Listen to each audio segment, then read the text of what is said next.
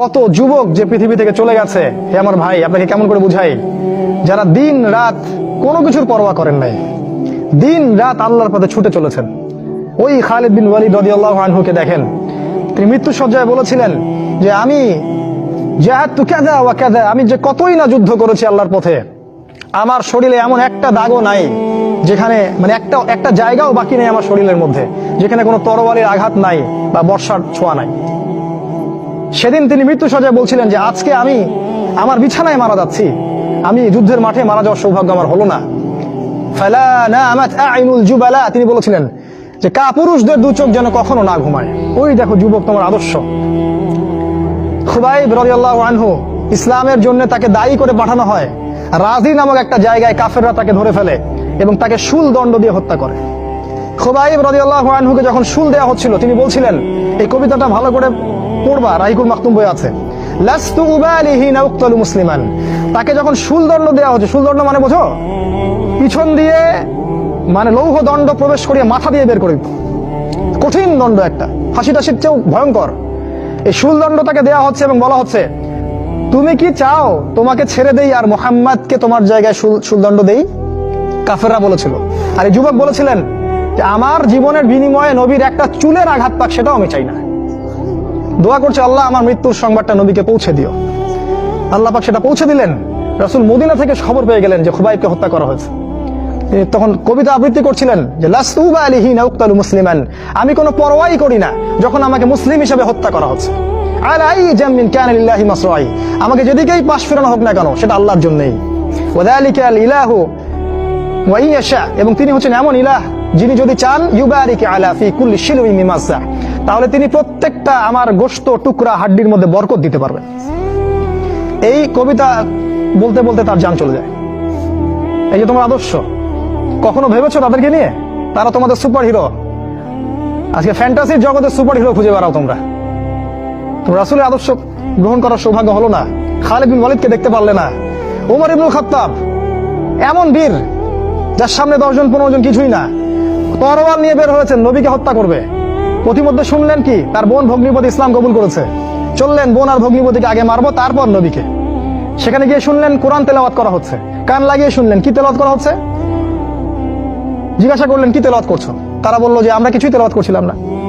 তিনি মারধর শুরু করলেন, এক পর্যায়ে একটা কাগজ বের হয়ে আসলো, ওই যে নুসখা, সেখানে লেখা ছিল সূরা তাহা। সেই সূরা তাহার তিলাওয়াত শুনে পড়তে পড়তে পড়তে পড়তে তার চোখ দিয়ে দরদর করে পানি পড়তে লাগলো এবং তিনি বলতে লাগলেন, ইয়ানবাগি লিমান ইয়াকুলু হাদা আল্লা ইউবাদা মাআহু গায়রা, যে সত্তা এরকম কুরআন নাজিল করতে পারে উচিত হবে না যে তার সাথে কাউকে শরীক করা হোক। বললেন, শাহিদতু আল্লা ইলাহা ইল্লাল্লাহ ওয়া আন্না মুহাম্মাদান রাসূলুল্লাহ, আমি সাক্ষ্য দিচ্ছি আল্লাহ ছাড়া কোনো মাবুদ নাই এবং মুহাম্মদ আল্লাহর রাসূল সাল্লাল্লাহু আলাইহি ওয়াসাল্লাম। খুযুনি ইলা রাসূলিল্লাহি ওয়া আসহাবিহি, আমাকে আল্লাহর রাসূল এবং সাহাবীদের কাছে নিয়ে চলো, আমি ইসলাম কবুল করব এখনই গিয়ে। সেখানে গিয়ে নবীকে বললেন, ইয়া রাসূলুল্লাহ, আমি জিতুকা উমিনু বিল্লাহি ওয়া রাসূলিহি, আমি আপনার কাছে এসেছি আল্লাহ এবং আপনার প্রতি ঈমানদার হয়েই এসেছি। ওয়া বিমা জিতা বিহি মিন ইনদিল্লাহ, আর আপনি আল্লাহর পক্ষ থেকে যা নিয়ে এসেছেন এই কোরআনের প্রতি ঈমানদার হয়েই আমি এসেছি এখানে। তিনি বললেন, ওই সময় ওমর ইবনুল খাত্তাব, যে ইয়া রাসূলুল্লাহ, আমরা কি হকের উপর নাই? আলাসনা আলাল হক ওয়া লাইসু আলাল বাতিল, আমরা কি হকের উপর নাই? মুশরিকরা কি বাতিলের উপর নাই? তাহলে আমরা কেন গোপনে গোপনে ইসলামের দাওয়াত দিব? আজকে থেকে প্রকাশ্যে ইসলামের দাওয়াত দিব। তখন থেকে ইসলাম প্রকাশ্যে দাওয়াত পেয়েছে, তার আগে পায়নি। তুমি ওমর হতে পারো না? একটা ছেলেকে দেখলাম অনলাইনে, আমি তাকে চিনি না, অনলাইনে একটা স্ট্যাটাস দেখেছিলাম, খালি ইসলামের পক্ষে কিছু একটা বলার কারণে তার একটা বড় পথ চলে গেছে এবং সে স্ট্যাটাস দিয়েছে যে যদি একদিন বাঁচি সিংহের মতো বাঁচবো, তাও ধর্মকে আমি দলের কাছে বিক্রি করব না। মন থেকে দোয়া চলে আসলো। ওর ওখানে আমি কমেন্ট করেছি যে তোমাকে আল্লাহ ওমরের মতো কবুল করুক। হামজা বীর সাহাবী, যাকে উহুদের যুদ্ধে শহীদ করা হয়েছে।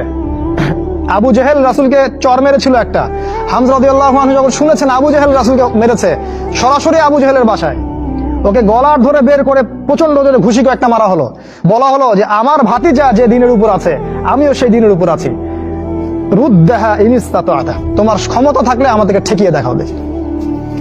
তিনি রাসূলের কাছে গেলেন, বললেন, ইয়া ইবনা আখি, হে আমার ভাতিজা, কুনতু আনসুরুকা বিল হামিয়া, আমি তোমাকে সাহায্য করতাম আত্মীয়তা সম্পর্কের কারণে, আলা নানসুরুকা লিল ইসলাম, আজকের দিন থেকে আমি ইসলামের জন্য তোমাকে সাহায্য করব। আশহাদু আল্লা ইলাহা ইল্লাল্লাহ ওয়া আন্নাকা রাসূলুল্লাহ, আমি সাক্ষ্য দিলাম যে আল্লাহ ছাড়া কোনো ইলাহ নাই, তুমি আল্লাহর রাসূল। এই যে ইসলামের শক্তি বাড়তে থাকলো, তখন তো তুমি হামজার মতো হতে পারো না? হামজা রাদিয়াল্লাহু আনহু উহুদের যুদ্ধে যখন করছিলেন, তার সামনে কোনো কাফের মুশরিক টিকতে পারে নাই। আমি তোমাকে বলিনি যে অস্ত্র নিয়ে এখন বের হয়ে যাও, কথা অন্যদিকে নিয়ে যাবা না, কথাটা অন্যদিকে ঘুরাবা না। এখন তো মিডিয়ার যুগ, কথা অন্যদিকে মানুষ ঘুরায় খুব সহজে।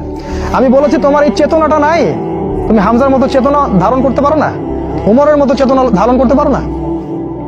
অসংখ্য সাহাবী ছিলেন এরকম। মুসআব বিন উমাইর এত ধনী সাহাবী ছিলেন, যার আতরের খুশবু ছিল আরবের সবচেয়ে দামি আতরের খুশবু।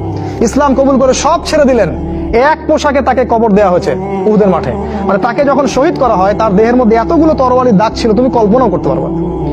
এই সাহাবীকে রাসূল সাল্লাল্লাহু আলাইহি ওয়াসাল্লাম যখন দাফন করলেন, তাকে দাফন করার জন্য কোনো কাফন পাওয়া যাচ্ছিল না, ঘাস দিয়ে তাকে দাফন করা হয়েছে। এই হলো মুসআব বিন উমাইর রাদিয়াল্লাহু আনহু। কত সাহাবী চলে গেছেন এমন দুনিয়া থেকে, কত বীর যোদ্ধা চলে গেলেন পৃথিবী থেকে। আজ পর্যন্ত তোমাদের এই আদর্শগুলো তোমরা অর্জন করতে পারলে না, তোমরা এখনো সেই পশ্চিমা সভ্যতার গোলক ধাঁধায় পড়ে আছে। ওই ইহুদি, ওই খ্রিস্টান, ওই দাজ্জালের অনুসারীরা যা শিখাচ্ছে তাই শিখছো, যা গিলাচ্ছে তাই গিলছো, মিডিয়া যা দেখছো তাই বিশ্বাস করছো। আল্লাহ পাক তোমাদের সবাইকে যেন ইসলামের দিকে হেদায়েত দান করেন, ফিরিয়ে নিয়ে আসেন, আল্লাহুম্মা আমিন। কয়েকটা পয়েন্ট খালি আকারে বলছি, কি করবা তুমি এখন। এক নাম্বার, তুমি তোমার জীবনের উদ্দেশ্যটাকে ফিক্স করো। ঠান্ডা মাথায় আজকে রাতের বেলা চিন্তা করবা আল্লাহ পাক তোমাকে কি জন্য দুনিয়ায় পাঠিয়েছেন। একটু চিন্তা করবা, 1 মিনিট একটু চিন্তা করবা যে তুমি পৃথিবীতে নাই, তুমি পৃথিবীতে নাই, তুমি মারা গেছো। চিন্তা করবা তুমি মারা গেছো। এরপর চিন্তা করবা তুমি যে মারা গেছো, পৃথিবীর কারো কোনো সমস্যা হচ্ছে কিনা। তুমি যে মারা গেছো, পৃথিবী কি থেমে আছে? তোমার পরিবার থেমে থাকবে? তোমার শিক্ষা, তোমার বন্ধু বান্ধব, তোমার আত্মীয় স্বজন কেউ থেমে থাকবে? কেউ থেমে থাকবে না। তুমি পৃথিবীতে থাকো বা না থাকো, কারো কিছু আসে যাবে না। আল্লাহ পাক তোমাকে যে পৃথিবীতে রেখেছেন, একটা সুযোগ খালি দিয়েছেন যাতে তুমি আল্লাহর দ্বীনের জন্য কিছু করতে পারো। এটাই আল্লাহ তোমার কাছে চান, আর কিচ্ছু চান না। আর কিচ্ছু আল্লাহ তোমার কাছে চান না। আল্লাহ চান তুমি একজন ভালো মানুষ হও, ভালো মুসলিম হও এবং দ্বীনের জন্য কিছু খেদমত করে পৃথিবী থেকে বিদায় নাও। এই দিন তুমি ছাড়াও বিজয়ী হবে ইনশাআল্লাহ।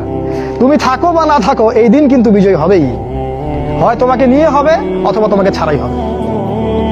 জীবনের উদ্দেশ্য ফিক্স করো। জীবনের উদ্দেশ্য একটাই, জান্নাত। জান্নাত পাওয়ার জন্য যা করা দরকার তাই করতে হবে। কোরআন হাদিস মেনে চলা থেকে শুরু করে আমল করা, আদব আখলাক সবকিছু এর মধ্যে চলে আসবে ইনশাআল্লাহ। আল্লাহ পাক তোমাকে পথ দেখাবেন। আগে তুমি জীবনের উদ্দেশ্য ফিক্স করো। একটা কথা বলি, সবাই তোমাদেরকে বলবে জীবনে সফল হতে হবে। অনেক কথা আমি বলছি আমার ব্যক্তিগত অভিজ্ঞতা থেকেই বলছি। আল্লাহ পাক আলহামদুলিল্লাহ ফার্স্ট সেকেন্ড ছাড়া রেজাল্ট আমাদের হতো না। যখন থেকে আমরা বুঝতে পেরেছি যে ট্র্যাকে আমরা যাচ্ছি সে ট্র্যাকটা ভুল, সেই ট্র্যাকটা ভুল, এই বুঝটা যখন থেকে আসছে আমাদের মধ্যে, আমরা চেষ্টা করছি অন্যদেরকে আমাদের শিক্ষা দিয়ে সচেতন করার জন্য। আমরাও ভুল করেছি, ভুলের উপর ভুল করেছি। আল্লাহ পাক যেন মাফ করেন, আল্লাহুম্মা আমিন। সাফল্যের সংজ্ঞা শেখানো হতো আমাদেরকে পরিবার থেকে। সফল হতে হবে বাবা, নিজের পায়ে দাঁড়াতে হবে, বাবাকে দেখতে হবে, মাকে দেখতে হবে, অমুক তমুক ইত্যাদি ইত্যাদি। বিয়ে করবি কি নিয়ে, তোর তো কিছুই নাই, বলে না কথাগুলো আপনাদেরকে। চাকরি বাকরি করতে হবে, প্রতিষ্ঠিত হতে হবে। শোনো, সাফল্যের একটা সংজ্ঞা দিয়েছেন আল্লাহ কোরআনে, একটাই সংজ্ঞা, সূরা আল ইমরানের মধ্যে আছে। আজকে আমি সব ডিটেইলস বলার সময় পাচ্ছি না। সূরা আল ইমরানের মধ্যে আছে, কুল্লু নাফসিন যায়িকাতুল মাউত, প্রত্যেকটা নফস মারা যাবে এবং কিয়ামতের মাঠে তাদের পুরোপুরি প্রতিদান তাদেরকে দেয়া হবে। এখানে আল্লাহ সাফল্যের সংজ্ঞা দিয়েছেন, ফামান যুহজিহা আনিন নার ওয়া উদখিলাল জান্নাহ ফাকাদ ফাজ। ওই দিন কিয়ামতের মাঠে যাকে জাহান্নাম থেকে বাঁচানো হবে আর জান্নাতে প্রবেশ করানো হবে, ফাকাদ ফাজা, এই ব্যক্তি হচ্ছে সফল। সাফল্যের সংজ্ঞা কোথায় পাইলেন? যদি আমরা জাহান্নাম থেকে বাঁচতে পারি প্রত্যেক ব্যক্তি এবং জান্নাতে যেতে পারি, সেই সফল। এছাড়া কেউই সফল না, এই পৃথিবীর কেউই সফল না, কেউ না। সে যত বড় রাষ্ট্রনেতা হোক, পণ্ডিত হোক, বিজ্ঞ হোক, পণ্ডিত কে হয় হোক, যার দাপটে সারা বিশ্ব কাঁপে, এও সফল না যদি না সে জান্নাতে যেতে পারে। কিন্তু একজন এই ভ্যান চালক, এক রিক্সা চালক, এক আমার ওই গরিব চাচা, ওই কৃষক, সে যদি হিসাব দিয়ে জান্নাতে যেতে পারে, সে সফল। তিনি সফল, তিনি আল্লাহর কাছে পছন্দের বান্দা। অতএব জীবনের উদ্দেশ্যটাকে ঠিক করে ফেলো, এটা প্রথম কাজ। দ্বিতীয় কাজ, তোমাকে জ্ঞান অর্জন করতে হবে। দ্বিতীয় কাজ, কিসের জ্ঞান অর্জন করবে? যে জ্ঞান তোমাকে আল্লাহর দিকে নিয়ে আসবে সেই জ্ঞান অর্জন করতে হবে। কোন কোন সাবজেক্ট পড়তে হবে তোমাকে? তোমাকে প্রথমত কোরআন পড়তে হবে, তেলাওয়াত করা শিখবে, অর্থ জানবে, আরবি ভাষা শেখার চেষ্টা করো, কোরআনের আদেশ মানো, নিষেধগুলো ছেড়ে দাও, এবং কোরআনের দাওয়াত মানুষের কাছে পৌঁছে দাও। কোরআনের দাওয়াত মানুষের কাছে পৌঁছে দাও এবং কোরআনের বিধান বাস্তবায়নের জন্য আল্লাহর পথে চেষ্টা করো। আর কি সাবজেক্ট পড়তে হবে? তোমাকে হাদিস পড়তে হবে, রাসূলের হাদিস, অসংখ্য হাদিস, এগুলো পড়তে হবে তোমাকে। আর কি পড়বে? ইসলামের ইতিহাস তোমাকে পড়তে হবে। ইসলামের ইতিহাস জানবে না, তাহলে হীনমন্য জাতি হবে। তুমি জানবেই না তোমার এই বাপ দাদারা ছিল সিংহ পুরুষ, তুমি এটা জানবেই না। তোমার শেকড় যে এত সিংহ পুরুষ দিয়ে ভর্তি, এটা তুমি জানোই না। এই জন্য হীনমন্যতায় ভোগো, মনে হয় যে আমাদের কেউ নাই, আমরা এতিম। জি না, আমরা এই বিশ্ব শাসন করেছি 100 বছর আগেও। 100 বছর আগেও এই পুরো বিশ্ব আমাদের হাতে ছিল। এখন যা দেখছো এরকম অতীত এরকম ছিল না। একটা ওমরের হুঙ্কারে সারা বিশ্ব কেঁপে যাইতো। এক আলী রাদিয়াল্লাহু আনহু যদি জিহাদের মাঠে হুঙ্কার দিতেন, সমস্ত কাফেরের হৃদয় একদম দরদর করে কাঁপতে থাকতো। আমাদের সিংহ পুরুষ বাবারা দাদারা এরকম ছিলেন। আমরা এত হীনমন্য জাতি ছিলাম না। আজকে আমরা আমাদের পরিচয় ভুলে গেছি। ইতিহাস পড়তে হবে তোমাকে। আর কি পড়তে হবে? ইসলামের অর্থনীতি পড়বে। অর্থনীতি জানো না, তুমি হালাল হারাম বুঝতে পারবে না। ওরা তোমার সাথে প্রতারণা করে এমন হারাম ঢুকিয়ে দিবে, তুমি বুঝতেই পারবে না এটা হারাম ছিল। ইকোনমিক্স পড়তে হবে, খুব ইম্পর্টেন্ট সাবজেক্ট এই জামানার জন্য। আর কি পড়তে? পলিটিক্যাল সায়েন্স, এই বিশ্ব রাজনীতি সম্পর্কে পড়াশোনা করবে, এটা গুরুত্বপূর্ণ সাবজেক্ট। এছাড়া জেনারেল লাইনে যে পড়াশোনাগুলো করছো এগুলো ভালো, আমি এগুলো পড়তে নিষেধ করিনি। আমি বলেছি এগুলোর শিকড়টা হবে ইসলামিক। তুমি ডাক্তার হও আর ইঞ্জিনিয়ার হও আর কি হও, এটাতে আমাদের কোনো আপত্তি নাই। শিকড়টা হতে হবে ইসলামিক, কোরআন এবং সুন্নাহ ভিত্তিক। আর একটা সাবজেক্ট পড়বে ফিকহ। ফিকহ যদি না পড়ো তাহলে কি হবে জানো? তাহলে নফল মোস্তাহাব আমলগুলো নিয়ে মারামারি কাটাকাটি করে ফরজ ঐক্য নষ্ট করে ফেলবা। এখনকার দেখো না যে অল্প কিছু পড়াশোনা করে, 2 পাতা পড়াশোনা করে দায়ী হয়ে গেছে একেবারে। কোরআনটা ঠিক মতো পড়তে পারে না, কোরআনটা রিডিং ঠিক মতো পড়তে পারে না, বড় বড় ফতোয়া দিয়ে বেড়াচ্ছে, ওইটা হালাল ওইটা হারাম, ওইটা অমুকের এই নাই অমুকের সেই নাই। হচ্ছে না এটা ফিকহ না জানার কারণে হচ্ছে। ফিকহের বুঝ কঠিন বুঝ, গভীর বুঝ। এই জন্য ইমাম আবু হানিফা থেকে শুরু করে যত ফকিহ ছিলেন সবাইকে ভক্তি শ্রদ্ধা সম্মান করতে শিখো। ফিকহটা অনেক কঠিন একটা জিনিস। আমরা তো এখানে সমালোচনা বেশি করতে চাই, এটা ঠিক না। এই ফিকহের জ্ঞান না থাকলে তুমি কোনটা ফরজ, কোনটাকে বেশি গুরুত্ব দেওয়া লাগবে, কোনটা নফল, কোনটাকে মুস্তাহাব, কোনটা ওয়াজিব পর্যায়ের, কোনটা সুন্নতে মুআক্কাদা, কোনটা কি, সব বুঝতে পারবে না। আর না বুঝতে পারলে তুমি কি করবা? যে বিষয়ে ছাড় দেয়া যেত সেটাকে ছাড় না দিয়ে তুমি বড় বড় জিনিসগুলোকে ভেঙে ফেলবা। খেয়াল করে দেখবেন, ছোট ছোট মাসআলাগুলোকে নিয়ে, যেগুলো ইখতিলাফি মাসআলা, যেগুলো নিয়ে সাহাবায়ে কেরামদের মধ্যে দ্বিমত ছিল, এগুলোকে নিয়ে বাংলাদেশের শত শত দল হয়ে গেছে। হয় নাই? কোন দল কি বলেছে আল্লাহ নাই? কোন দল বলে যে রাসূল নাই, কোরআন নাই, আমাদের কিবলা আলাদা, এটা বলে? সবার আল্লাহ এক, রাসূল এক, কিবলা এক, কোরআন এক, সুন্নাহ এক, সব এক। তাহলে এতগুলো দল কেন হলো? ওই যে সংকীর্ণ মানসিকতা এবং এই ফিকহের বুঝ না থাকার কারণে হয়েছে। তাই ফিকহটা পড়বে, না হলে তোমার দ্বারা উপকার না হয় উম্মার ক্ষতি হয়ে যাবে। তোমার দ্বারা উপকার না হয় উম্মার ক্ষতি হয়ে যাবে। আর 2-1টা সাবজেক্ট বলছি। জিও পলিটিক্স, ভূ রাজনৈতিক প্রেক্ষাপটটা পড়তে হবে তোমাকে। এর সাথে একটা সাবজেক্ট অবশ্যই পড়বে রাসূলুল্লাহ সাল্লাল্লাহু আলাইহি ওয়াসাল্লামের জীবনী। এই কয়েকটা সাবজেক্ট পড়তে পারো, শেষ জামানায় ইনশাআল্লাহ আল্লাহ পাক তোমার হাতে পতাকা দিবেন এবং তুমি আল্লাহর দ্বীনের পতাকা বহন করবে ইনশাআল্লাহ। জ্ঞান নাই, কিচ্ছু করতে পারবে না। যদি তুমি জ্ঞান অর্জন করতে না পারো, তুমি বাতিলের মোকাবেলা করতে পারবে না। এখনকার যুদ্ধটা অস্ত্রের যুদ্ধ না, এখনকার যুদ্ধ জ্ঞানের যুদ্ধ। তুমি ওদের সাথে অস্ত্রের যুদ্ধ করে পারবে না। এখনকার যুদ্ধটা জ্ঞানের যুদ্ধ। ওটাও আসবে সামনে, যখন ইমামুল মাহদী আসবেন, সারা বিশ্ব জুড়ে মালহামা শুরু হবে, তখন মহাযুদ্ধ। এই ফিজিক্যাল স্ট্রেংথ নিয়ে, মেন্টাল স্ট্রেংথ নিয়ে, ইমানের স্ট্রেংথ নিয়ে পারবে না। জ্ঞান অর্জন করো, কারণ রাসূল সাল্লাল্লাহু আলাইহি ওয়াসাল্লামকে প্রথম আল্লাহ আদেশ করেছেন ইকরা, পড়ুন পড়ুন পড়ুন। জ্ঞান নাই, সমাজ সংস্কার করতে পারবে না। এটা 2। 3 নাম্বার হচ্ছে জ্ঞান অনুযায়ী আমল করতে শেখো। দ্রুত যতটুকু জানলা আমল করতে শেখো। আগামীকালের জন্য ফেলে রাখবে না। আজকে যা শিখেছো আজকে আমল করো। রাসূলের সুন্নাহগুলোকে গুরুত্ব দিয়ে করো। যেখানে ইসলাম প্রশস্ততা দিয়েছে সেখানে প্রশস্ততার প্রদর্শন করো, যেখানে প্রশস্ততা নাই সেখানে ওটাই মেনে চলো। ইসলাম একটা প্রশস্ত রিলিজিয়ন, এখানে অনেক কিছু প্রশস্ততা আছে। সেই প্রশস্ত ইসলাম ফলো করো, আমলগুলো করো। প্রতিদিন 5 ওয়াক্ত সালাত মসজিদে জামাতের সাথে পড়তে হবে। যখন তুমি রমাদান মাস পাবে, সওম রাখতে হবে। যাকাতের সম্পদ আসলে যাকাত দিবে। মানুষের সাথে ভালো আচরণ করতে শিখো, উম্মাহকে ঐক্যবদ্ধ করতে শিখো। কোরআনের জ্ঞান অর্জন করো, সুন্নাহর জ্ঞান অর্জন করো। এবং জানা অনুযায়ী আমল করে তুমি তোমার নিজের ভিতরে একটা পরিবর্তন নিয়ে আসো। পবিত্র হওয়ার চেষ্টা করো, সব পাপ থেকে তওবা করে ফিরে আসো। রাসূলের সুন্নাহগুলোকে গুরুত্ব দাও। A to Z, বাথরুমে যাওয়া থেকে শুরু করে তোমার জীবনের প্রতিটা ক্ষেত্রে নবীজির সুন্নাহগুলোকে তোমার উপর বাস্তবায়ন করো। নিজের উপর সুন্নাহ নাই, তুমি সমাজের সুন্নাহ বাস্তবায়ন করতে পারবে না। 3 নাম্বার। 4 নাম্বার, আদর্শ পরিবার গড়ে তোলো। আদর্শ পরিবার গড়ে তোলার জন্য তোমাকে তাড়াতাড়ি বিয়ে করতে হবে। তোমার সামর্থ্য আছে, শারীরিক মানসিক সামর্থ্য আছে, রুজির একটা ব্যবস্থা আছে, বিয়ে করে ফেলো, দেরি করবে না।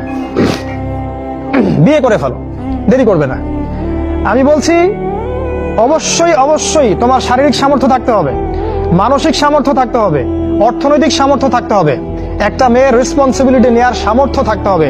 সামর্থ্য হয়ে গেলেই তুমি বিয়ে করে ফেলবে, আর কোনো দিকে দেখার দরকার নাই। এমনকি তোমার যদি একাধিক বিয়ে করার সামর্থ্য থাকে সেটাও তোমাকে করতে হবে। যার একাধিক বিয়ে করার সামর্থ্য আছে সে যদি না করে সেটাই তার জন্য গুনার কাজ। জি, এই কথাগুলো বলার সাহস পায় না অনেকে, এই কথাগুলো বলার সাহস হয় না, আলেমদেরই হয় না। 2টা বিয়ে করলে মানুষ আবার কি মনে করবে, আমার মনে হয় চরিত্রের সমস্যা, ইত্যাদি ইত্যাদি। আরে বোকা, তাহলে কোরআনের মধ্যে 4টা বিয়ের কথা আসলো কেন? আল্লাহ পাক এমনি এমনি আয়াত নাযিল করলেন নাকি? আল্লাহ পাক খুব ভালো করেই জানেন ছেলেদের চেয়ে মেয়েদের সংখ্যা বেশি হবে, অনেক ছেলে মারা যাবে, মেয়েরা সমাজে বেঁচে থাকবে। কত অসংখ্য এতিম মেয়ে সমাজে পড়ে আছে, অসংখ্য বিধবা মেয়ে সমাজে পড়ে আছে। ওদের দায়িত্ব নিতে হবে না? কে নিবে ওদের দায়িত্ব? যদি ছেলেরা দায়িত্ব না নেয় কে দায়িত্ব নিবে? ওই মেয়েগুলা কি সমাজের প্রজাপতি হয়ে থাকবে? ওরা কি পতিতালয়ের সম্পত্তি হবে? ওদের অধিকার নাই? এখানে অধিকার দিলে আমরা চরিত্র খারাপ হয়ে যায়। আর এদের সাথে তোমরা সারা দেশে এবং বিশ্বে জেনা করে বেড়াচ্ছ, এগুলাতে চরিত্র খারাপ হয় না। একটা ছেলে বিয়ে করার পরেও 10টা মেয়ের সাথে পরকীয়া করে, এটাতে চরিত্র খারাপ হয় না। কিন্তু যদি আরেকটা বিয়ে করে তখন সমাজের মানুষ তাকে বাঁকা চোখে দেখা শুরু করে।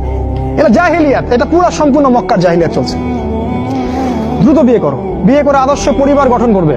পরিবারটা এত শক্তিশালী হবে যে পরিবারের ভিতর যেন কোনো রকম শিরক, কোনো বেদাত, কোনো কুফর, কোনো হারাম ঢুকতে না পারে। পারবে না ইনশাআল্লাহ? ইনশাআল্লাহ। 5 নাম্বার, তোমার সন্তানদেরকে মানুষ করে যাও। কালকে তুমি থাকবে না, তোমার সন্তানরা বেঁচে থাকবে। এক একটা সন্তান, এই যে বাচ্চাগুলোকে এমন ভাবে বড় করতে হবে যাতে এরা আগামী দিনের ওমর হয়, আগামী দিনের হামজা হয়, আগামী দিনের খালিদ বিন ওয়ালিদ রাদিয়াল্লাহু আনহু হতে পারে ইনশাআল্লাহ। নিজে কি করেছি, সারা জীবন বৃথা চলে গেল। নিজের সাথে যা হয়েছে হয়েছে, বাচ্চাদের সাথে আর রিস্ক নেবেন না। বাচ্চাদেরকে ধ্বংস করবেন না আল্লাহর ওয়াস্তে। ওদেরকে আল্লাহর পথে দিয়ে দিন, দিন শেখান, কোরআন শেখান, হাদিস শেখান, ডিনামাইট করে গড়ে তোলেন। 7 নাম্বার, হালাল রিজিক অন্বেষণ করো তোমরা। রিজিকটা যত ছোট পেশা হোক না কেন, যদি হালাল হয় অবশ্যই সেটাই উত্তম। আর যত বড় পেশা হোক না কেন, যদি হারাম হয় সেটা তোমার জন্য জাহান্নামে যাওয়ার কারণ হবে। অনেক বড় পদ আছে কিন্তু সেখানে ঘুষ আছে, সুদ আছে, প্রতারণা আছে, সেখানে যাবে না। আল্লাহর ওয়াস্তে সেখান থেকে দূরে থাকো। আর তুমি যদি কৃষক হয়ে থাকো, তোমার রুজির মধ্যে হালাল থাকে, তুমি কৃষি কাজ করেই সংসার চালাও, কোনো সমস্যা নাই ভাই, কোনো সমস্যা নাই। লজ্জার কিছু নাই, অপমানের কিছু নাই। তুমি আল্লাহর কাছে প্রিয় বান্দা। আল্লাহ পাক বলেছেন ইন্নাল্লাহা তাইয়্যিব লা ইয়াকবালু ইল্লা তাইয়্যিব। আল্লাহ পাক পবিত্র, পবিত্র রিজিক ছাড়া তিনি গ্রহণ করেন না। সারা জীবনের ইবাদত কবুল হবে না যদি আপনার রিজিকের মধ্যে হারাম থাকে। কিচ্ছু করার নাই, নবীর কথা পাল্টাতে পারবেন না। সারা জীবন সুদ ঘুষ খেয়ে বছর বছর হজমরা করবেন আর হাজী সাহেব লকব লাগাবেন, ওইসব করে লাভ নাই আল্লাহর কাছে, কোনো লাভ নাই। ওইরকম হজ আবু জেহেলও করতো, আবু জেহেল হজ করতো এরকম। ওইসব হজ আমরা আল্লাহ পাকের কাছে দেখায় লাভ নাই। রিজিক হতে হবে পিওর, পরিশুদ্ধ, যেটা খুব ডিফিকাল্ট। এই জন্য আপনাকে নাসিহা করছি, কৃষিভিত্তিক অর্থনীতির দিকে চলে আসেন। কৃষিভিত্তিক অর্থনীতি, এটা আপনার জন্য ভালো হবে ইনশাআল্লাহ।